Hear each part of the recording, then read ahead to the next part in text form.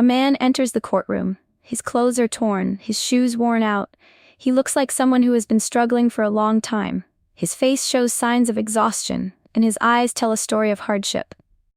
He isn't the type of person you'd expect to see in a courtroom. As he walks to the stand, his head is down. He avoids making eye contact with anyone. The room is filled with a mix of people, some curious, others judgmental. But all eyes are on him now. The judge, sitting high up in the courtroom, notices the man immediately. He sees the way he shuffles in, the way he fidgets nervously. There's something about this man that catches his attention. His appearance is a reflection of his life, poor, tired, and defeated. The judge's eyes narrow slightly. There's no denying the man's condition. But what caught the judge's eye was something deeper. It wasn't just the way he looked, but the way he carried himself. A silent kind of desperation. The room falls silent as the charges are read. The poor man stands there, his hands trembling. The accusation is simple: theft. He stole food from a local store. It wasn't much, just a loaf of bread and a few cans of soup. He didn't steal to hurt anyone or to cause trouble. The prosecutor details the event. The man was caught on camera, slipping the food into his bag. He didn't seem to have a plan, no intention of running away with anything valuable. He just took what he needed to survive. The courtroom is still, listening closely. The judge listens carefully, his eyes fixed on the man. The crime is clear, but the circumstances are far from ordinary.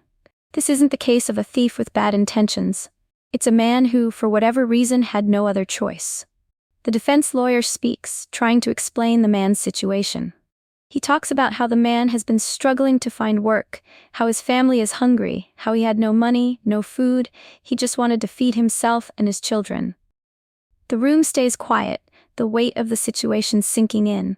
The judge takes it all in, staring at the poor man. There's something about this case that feels different. It's not black and white. There's more to it than just a simple crime. The poor man stands, his voice barely above a whisper. He's shaking, not just from fear, but from something deeper. His whole body trembles as he looks up at the judge, his eyes wide with desperation. He begins to speak, but his words are slow, hesitant. I didn't want to do it, he says, his voice cracking. I never wanted to break the law. I just needed to feed my kids.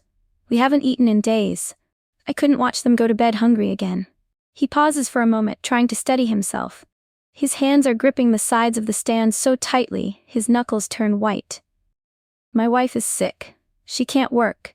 I've been looking for a job for months, but no one will hire me. I've tried everything, but nothing seems to work. His voice breaks again, and a few people in the courtroom glance at each other. I'm sorry. I didn't want to hurt anyone. I just needed something to eat, he finishes, lowering his head. He can't bring himself to look up at the judge anymore. He's ashamed, but the hunger in his heart is stronger than any guilt. The room is silent. The poor man's words hang in the air. There's no anger in his voice, only a deep sense of shame and helplessness. He's not asking for pity, just a chance. A chance to survive. A chance to make things right. The judge sits still, his expression unreadable. He doesn't speak immediately. The courtroom holds its breath. It feels like time slows down.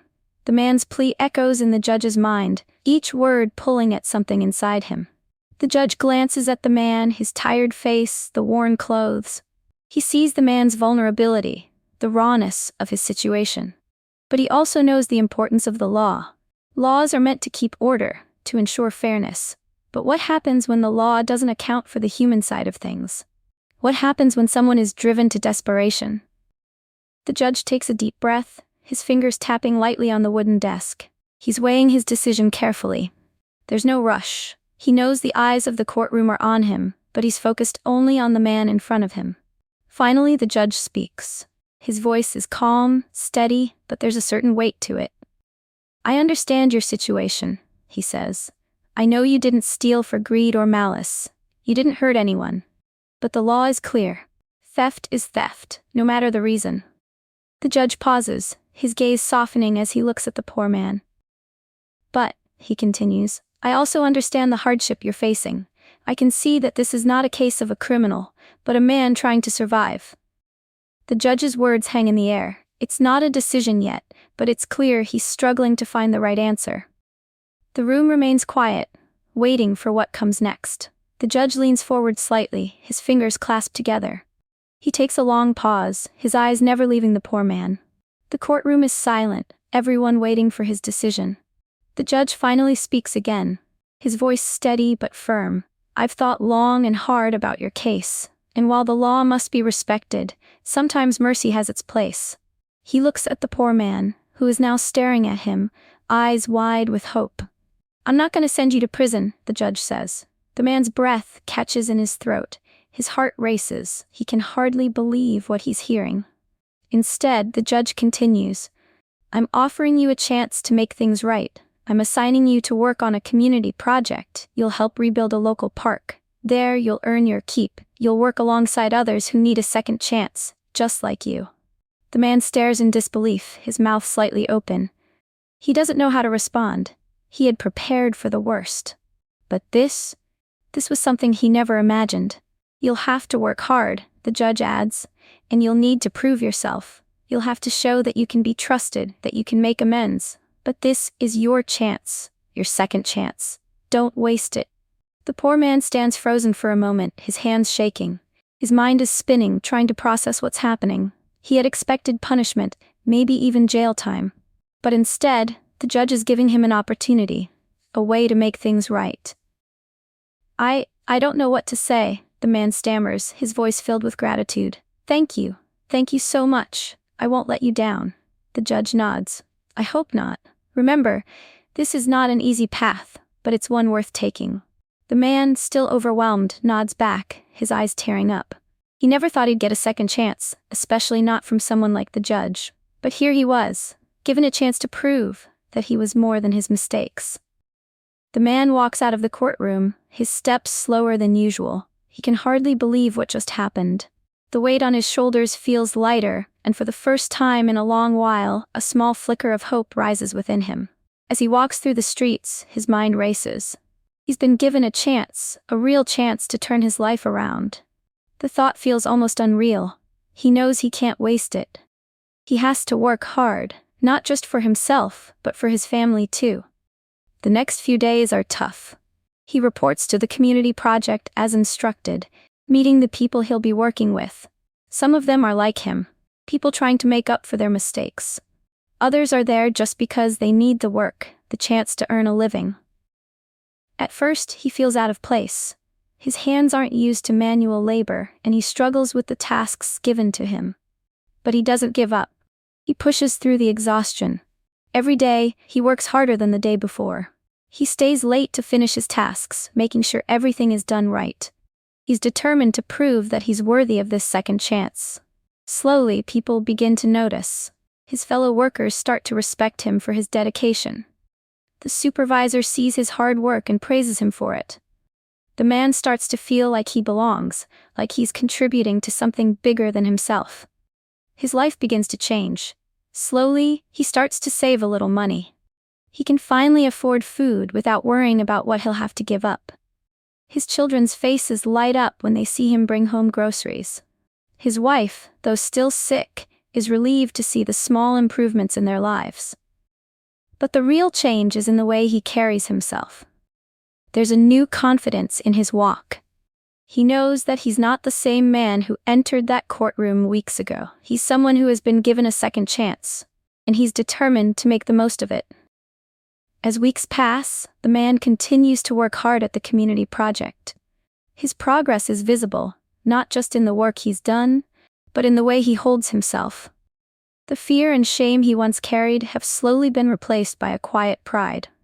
The people around him begin to notice the change. His co-workers, who once looked at him with pity, now look at him with respect. The supervisor praises his commitment, and even the other workers who were once skeptical of him start to see the value in his effort.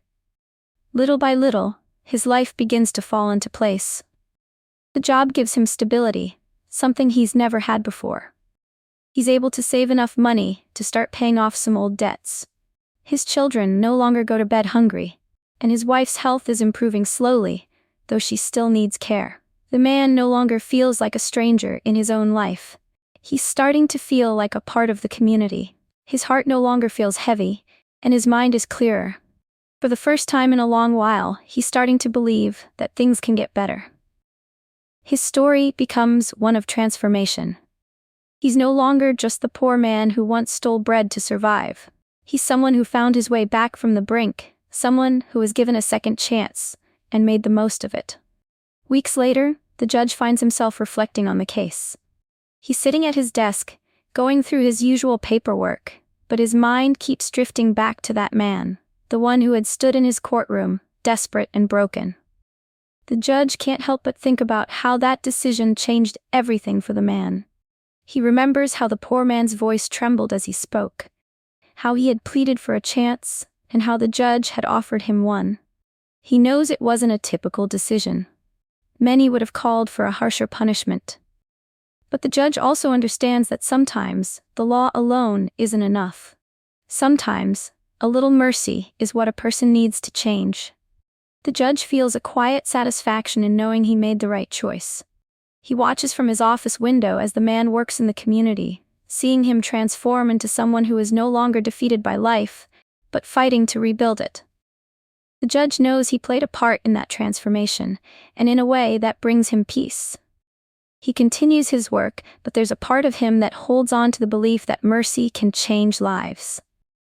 Maybe that's why he became a judge in the first place, not just to enforce the law, but to understand when a second chance can make all the difference.